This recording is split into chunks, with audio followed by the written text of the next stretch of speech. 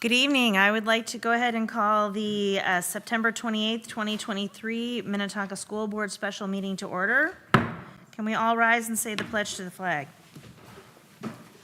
I pledge allegiance to the flag of the United States of America and to the republic for which it stands, one nation, under God, indivisible, with liberty and justice for all. Thank you. Could I have a motion to adopt the agenda for this evening? So moved. Mark, is there a second? Katie? All those in favor, please say aye. Aye. Aye. Opposed? All right, we have an agenda. The first agenda item we have for this evening is the approval of school board representative to Intermediate School District 287. Superintendent Law.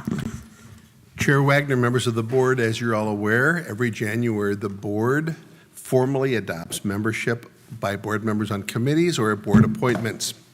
This year, the district made the decision to rejoin Independent School District 287 in August. After those appointments were made, it is a requirement of being a member of that district that a member of this board serves on the ISD 287 board. Their first board meeting will be coming up here on October 12th, so we are making a recommendation for a board member to join 287. At a survey of the board members, board member Mike Remicall has volunteered to serve that position, and I'm recommending tonight that the board appoint Mike Remicall to serve that, with the understanding that every January the board can reappoint a different member. Thank you, Superintendent Law. Could I have a motion to approve the appointment of Michael Rumacall to the District 287 board? So move. Katie, is there a second? Second. Mark? All right. Any discussion or questions? No? All right. I will just note that there is some compensation in as a part of this appointment, and so we may have some abstention on the vote tonight. All right. It's been moved and seconded. All those in favor of the appointment, please say aye. Aye. Opposed? Abstentions? I abstain. All right, it's been approved that Mike Rumacall will be our representative to the District 287 board. Congratulations, thank you for serving. All right, our next agenda item is the certification of the 2023 Pay 2024 preliminary levy. Superintendent Law. Chair Wagner, members of the board, you might remember just a half an hour ago that Executive Director of Finance and Operations, Paul Bourgeois, ran through the preliminary levy for the fiscal year Pay 24 for our community. These levies are updated frequently by the Minnesota Department of Education during the month of September, as recently as last night, but it needs to be certified by the board by the end of the month, so tonight would be the board meeting to do that. Mr. Bourgeois will run through that levy preliminary and make a recommendation to the board. Thank you, Superintendent Law. Madam Chair, members of the board, we will go through a short presentation of the major levies, which are 92% of the overall levy, for the sake of the public, because this is the first time they're seeing it. But of course, you went through every levy line by line with me, and I appreciate that. But we will, again, truncate a little bit, but go through the major portions. There's 9 major levy categories that we have, and they make up about 92% of the total preliminary or levy. Operating referendum revenue and local optional revenue are 2 general education revenues, and then the technology referendum revenue is very important for our instructional program. We have instructional facilities lease levy, operating capital levy, our bonding levy for both debt service, and then our OPEB bond debt service, and then a couple of smaller levies. An equity levy is one formula, and then Q comp is alternative teacher compensation. So those are the 9 larger ones. Our operating referendum revenue is projected to be $27,125,000 and $125,946. It's an increase of $1,251,365. That's because we are able to levy $2,202.89 per student. That's at the state cap per pupil. But that does go up with inflation, and our voters approved that in 2015 to have an inflation increase on that amount. We have a $92.92 increase this year from the amount that was levied last year. Our local optional revenue, it actually totals about $8.9 million, but we have $127,000 that is offset by state aid. So the local levy is $8,788,055, and that's an increase of $66,196 from last year. Our technology referendum revenue has an increase of $1,630,828 this year to $9,240,570, up from just a little over $7.6 million last year. The rate is at 6.569% of net tax capacity of the district. That is a calculation that's based on all the property value in the district. And it actually increased in the last year by 20.3% in calendar 2022, which is the measuring date for this levy, over calendar 21. It went up to $12.351 billion from $10.265 billion. So this is an increase in the overall levy. It's important to note that we do have an operating referendum coming, a technology referendum levy in front of the voters for extension. So this dollar amount is the dollar amount we're levying under the same authority that we have now, but if the authority is extended by the voters, it'll be technically new authority, and the dollar amount that we'll be levying for next year will be the same, $9,240,570. Our equity levy is $50 per pupil. There's a decrease there because due to the four-tiered funding formula, we actually no longer apply for three of the tiers. So we get the fourth tier, which is $50 per pupil. Our alternative compensation is actually a slight decrease, $26,953. It's funded at $260 per the October 1st enrollment for 2023, the estimated number. And it's the only non-weighted headcount formula that's, in other words, that's not based on pupil units. We levy 35% of the total revenue of about $2.9 million. Operating capital levy, this levy helps to pay for things that are of the things that you can touch and grab and feel. It's also software, but it can pay for a lawnmower for the grounds crew, or it can pay for supplies and different things that are needed in the schools. The levy this year is $1,474,864, which is a $238,000 increase. It's 52.17% of the total revenue.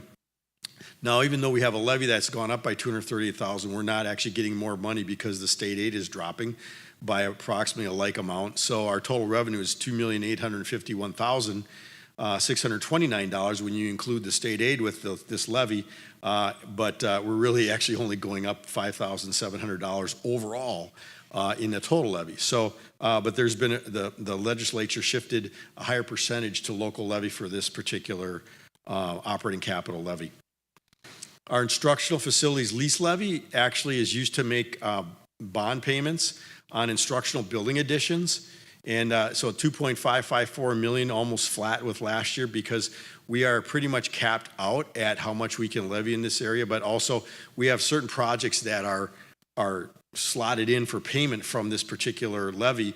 And those have roughly the same payments every year, almost like a mortgage on a house. And so our lease levy does pay for some important additions: all-day kindergarten classrooms, elementary classrooms and music rooms that we've added, the middle school classroom additions, high school classrooms and music rooms, the gyms at Clear Springs, Groveland, and Scenic Heights, and the Vantage West building, the former TSP building on Highway 7, and the Momentum addition that we built onto the Pagel Center. So some very important facilities are paid out of this levy. Then our debt service levy is general obligation bonds, and there's actually two components to this. There's about $1.4 million of it is actually for the last voter-approved building bond that was originally issued in 1996 and refinanced several times to lower interest rates. And the remainder of that is actually the bond payments on our long-term facilities maintenance that we use to keep up our 1.8, about almost 1. Just under 1.9 when we had the Vantage Momentum building, $1.9 million, or 9 million square feet of buildings, 1.9 million square feet of buildings that we have bond payments on in terms of for paying for long-term maintenance. This year we're able to offset our bond payments by about $1.4 million because of a debt service slightly small fund balance that is generated every year because we have to actually levy 5% more than the bond payments to make sure that if there's any defaults, there would be enough money to make the payments. Our OPEB debt service levy. OPEB is other post-employment benefits. This is a bond that we issued in 2008 to be able to fund the payments for retiree benefits that were negotiated in 2002 and prior, but then capped in 2002. And so we have a bond payment of $1,485,000. It's a $109,000 increase. We actually also are offsetting that by a reduction of $73,000 of the debt service excess. There are other levies that make up the rest of this of the state of Minnesota options for school district funding locally that apply to Minnetonka 276. There are actually another 23 or so levies that we don't apply for, but they're levies such as a transition levy at $19,000, a career and technical education levy at $366,000, health and safety at $600,000. There's a list there. But the total of the other levies is actually $3,080,968, which is a $472,000 increase over the 22 pay 23 for all those other levies. We also have prior year levy adjustments of $2,650,000. All of our levies this year, the new levies, are actually estimates, and then they're trued up over the course of the next 2 years. And so we have prior year levy adjustments, and the bulk of these adjustments are related to inflation adjustments, in particular the last 2 years for the inflation adjustments on the operating referendum. But this is an increase of $112,931,000. It is just another note on that. Related to the 23 pay 24, there's $1,746,000 in operating referendum adjustments because of inflation from prior years that were getting trued up because inflation was much higher than the original estimates. $1,268,000 from the 20 pay 21 for FY22 levy, and $478,000 from actually the 22 pay 23 levy. They're allowing us to increase it because even that estimate was exceeded by the actual rate of inflation, and it may be adjusted one more time in 2 years. So that's in there, but actually this dollar amount is actually lower than the amount we had last year, so it actually ends up being a net levy reduction to the levy in terms of the change, but these dollars are available for next year to help with fiscal year 2025. So our total preliminary levy amount is $65,870,356.67. That's a change of $3,256,563.24, or 5.2% increase from the prior year. Of that amount, $2,882,194 is related to the increase in the operating referendum and then the increase in the capital projects referendum, both of those of which are voter approved for inflation increases for the operating referendum, and also voter approved property value increases because the voters approve the rate, and then the rate is applied against property value. So that amount can actually go down as well as up. But in this year it's going up. And then there's $374,368 of increases from all other levy categories, so that's about 0.6 of that 5.2. So from a selected home value estimated tax impact, assuming no change in factors, again, we talked about how there's been big reassessments in the district by 20.3%. This estimate is based on no change in factors, that a homeowner would not have been reassessed, that they would not have done anything like add an addition to their house or had done any interior renovations that would increase the value. So if the 22 paid 23 estimated taxes are actually the actual taxes from last year's December levy, and then the dollar increase for a $300,000 home would be about $75. The $500,000 home would be about $126 for the year, $700,000 at $181 increase for the year, and $900,000 would be about $236 increase for the year. So those would be the 5.2% increase over what they paid last year. So again, in reassessments of a property could result in a different dollar value than what you see here. So that's the last presentation on the overall levy. We are required to certify the levy tonight, and because there's still changes that the Department of Education could actually do over the next 10 days or so, school districts are allowed to do something that's called certifying the maximum as allowed by the Department of, or as calculated by the Department of Education. And that allows the Department of Education to have some flexibility. And so we're going to be, our resolution says we're certifying the maximum, but then we put in there what the estimated maximum is, but if the dollar amount does change, that changed dollar amount would become the maximum. But that at least, again, gives the Department of Education flexibility, but allows us to get our certification to the Department of Education and to Hennepin County by September 30th as required by law.